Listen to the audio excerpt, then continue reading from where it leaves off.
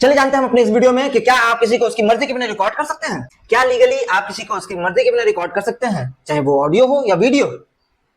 इसका जवाब बहुत सिंपल है, नहीं। किसी के प्राइवेसी राइट को ब्रीच नहीं किया जाता और रिकॉर्डिंग प्राइवेसी को ब्रीच करता है बहुत मामलों में। सुप्रीम कोर्ट पुत्तस्वामी के केस में 2017 में डिक्लेयर करता है प्राइवेसी को एक फंडामेंटल राइट। तो किसी की प्राइवेसी को आप ब्रीच नहीं कर सकते जब तक कि लॉ आपको ऑथराइज ना करे, लॉ में आपको इस चीज के लिए प्रोविजन ना मिल पाए।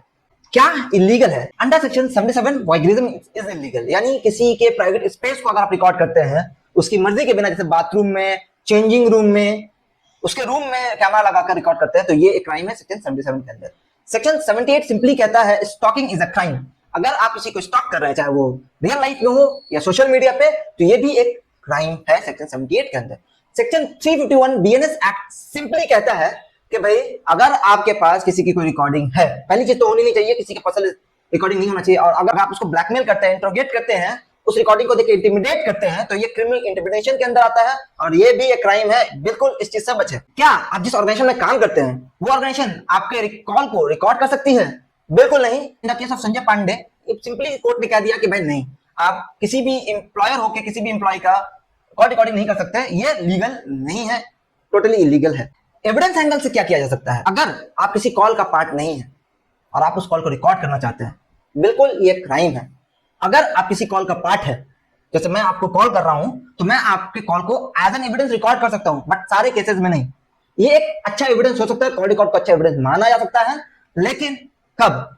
अगर ये मैट्रिमोनियल केस है तो ये किया जा सकता है, कोर्ट में ये एडमिसिबल एविडेंस है, बट एडमिसिबल एविडेंस होने का मतलब ये नहीं कि आपको राइट है कि आप रिकॉर्ड कर सकते हैं कॉल।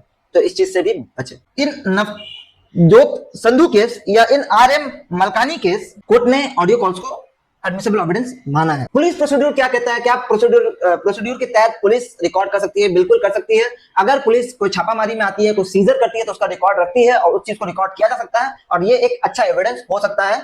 तो हाँ, ये किया जा सकता है सेक्शन 105 बीएनएसएस एक्ट में। बीएनएस नहीं, बीएनएसएस एक्ट में। कभी भी प्राइवेट स्पेस को रिकॉर्ड ना किया करें, कभी भी थर्ड पार्टी कॉल को इंटरसेप्ट ना करें, या कभी भी किसी भी ऑब्सीन या सेंसिटिव ऑडियो या वीडियो क्लिप को पब्लिश ना करें, पब्लिकेशन का काम ना करें इन चीजों का।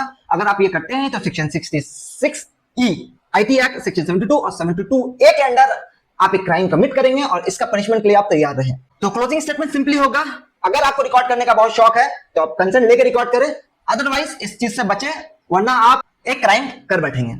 अगर आपको हमारा ये वीडियो पसंद आया हो तो इस वीडियो को लाइक करें। ऐसे ही इंफॉर्मेटिव वीडियो के लिए चैनल को जरूर से सब्सक्राइब करें और इस वीडियो को अपने दोस्तों के साथ शेयर करें। Thank you.